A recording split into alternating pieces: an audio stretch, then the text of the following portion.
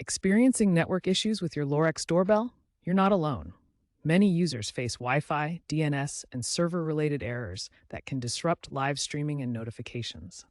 First, ensure your Lorex doorbell has the latest firmware, version v4.2.1 or later, released July 2025. Firmware updates often include fixes for Wi-Fi connectivity, especially for dual-band 2.4 GHz 5 GHz support, and improved DNS failover. Check the Lorex app for available updates.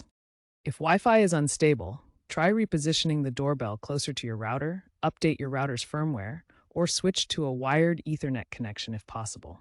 Aim for a Wi-Fi signal strength of 50 dBms or better. For DNS errors showing unable to connect to server, manually configure your doorbell's DNS settings in the Lorex app to use Google Public DNS 8.8.8.8 or Cloudflare 1.11.1.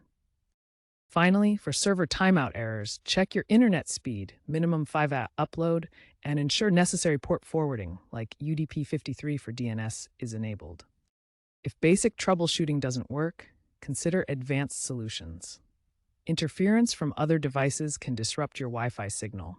Use a Wi-Fi analyzer app to identify and avoid congested channels. Switch to the 5 GHz band if available for better performance.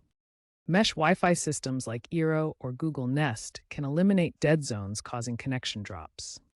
Lorex is adapting to trends like AI integration and 5G adoption. AI-driven diagnostics are being incorporated to predict and self-diagnose network issues via app notifications. By 2030, expect fully autonomous troubleshooting. As security is paramount, future firmware updates will include automatic DNS over HTTPS DOH to prevent eavesdropping. Keep an eye on these updates to maintain a secure and reliable connection. For continuous uptime, prioritize network resilience. If problems persist, contact Lorex support for model-specific guidance.